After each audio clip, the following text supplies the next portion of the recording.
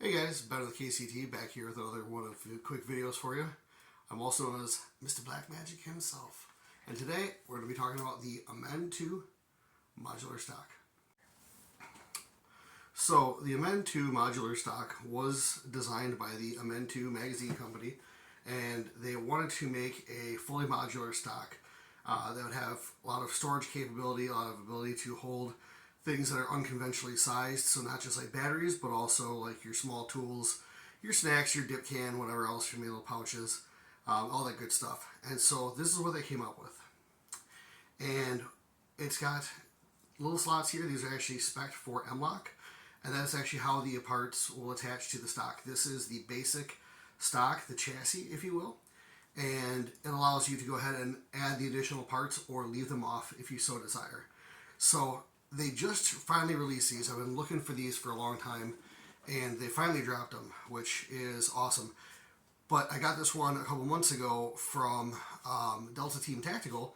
They had it, and it was a blem from Amend2, and they had said that essentially the QD sockets, the finish, was not up to their expectations.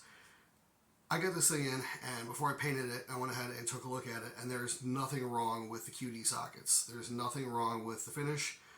I don't know where that blem comes from. They specifically said it was the QD sockets. The finish was just not up to their standards.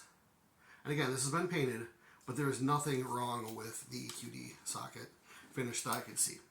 The QD sockets do work just as normal, so there's no issues there. One thing I think is kind of cool is they have a butt pad with a little American flag on there. And supposedly, you unscrew, I believe it's these two screws right here, and pop out that plate.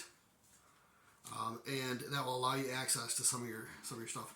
I've not actually tried that because I don't have any reason to do that right now. And maybe that just takes the whole stock off, but this is basically where your battery tubes would go, and they have a larger section down here that's got like a hinged, almost like the old Magpul Uber stock where it's got that little flap on the bottom, that sort of stuff. But this thing is much bigger. As you can see, it's freaking huge. So this does have a nice curved butt pad there, and it feels very nice when you shoulder it. Feels very good to bring to the shoulder to kind of roll up there. It feels good.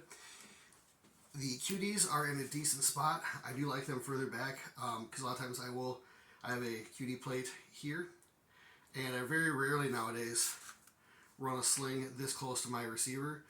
But if I do run a sling on a stock, which again I normally do, I want it further back and kind of out of the way. There is a really cool thing you can do with this that is kind of unique to the stock, but we'll get to that in just a second. The release lever is actually up here, and it is very much shielded, as you can see.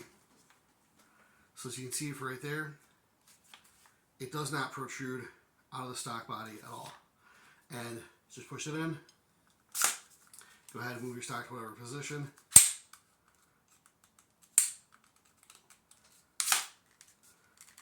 Oh, what's the stick? But it does lock up quite nicely. I usually keep it 1 or 2 clicks out. And it does adjust very nicely, like left-handed. Go ahead and rock that in and out. So they do have these little clips here. I believe that's also to add on to the storage compartments there. They did have it, I think, in 3 or 4 different configurations when they first were talking about it. I think right now on their website they just have the black. They're going to do like an OD green, I think, and a carbon fiber, which, yay, carbon fiber. So I really like this stock so far. It's very light, very easy to adjust, and it feels very good on the shoulder. So let me show you a couple things here real quick. To put it on and take it off, you essentially have, let's make it a better look for you. Right here, pops out, and you can actually just take a screwdriver. There's actually a little notch in there. You take like a flathead screwdriver and just pull the stock right off.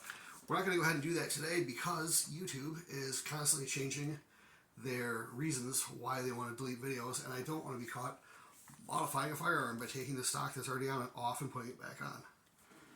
Go YouTube.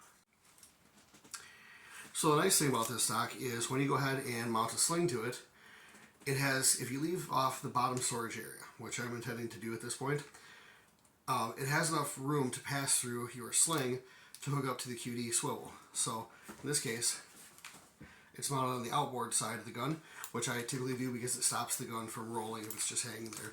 And, you know, stops all that good stuff from having your QDs on both the same side. Because I'll typically run the other one inboard there. However, what's nice about this is you can, in fact, when you run your sling through there, go ahead and clip on that QD, and it stops the sling from bunching up behind the butt pad. So you can go ahead, do whatever you need to do, and you're not going to have the sling kind of like popping around behind and getting in the way of that. With the sling swivels being non-rotation locked, so they will just swivel 360 degrees. It's kind of nice because it keeps your sling managed, and again, it doesn't bunch up behind your stock at all. So I like that an awful lot. Now, people are like, oh, why don't you do that with your Magpul sling? Well, or your Magpul stock. Well, if you have like the Mo or the CTR or whatever, the release lever is right here. And it's shielded, but it's shielded by the A-frame of the stock. In this case, the release lever is up here. So there's no chance that I will accidentally hit my release lever with my sling. So I go ahead and run that through there and stop it from bunching. If I don't do that,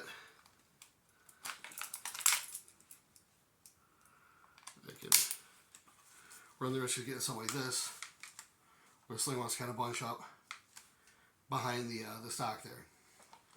Which, I mean, it's not a big deal. I mean, everyone's been dealing with it in their own ways.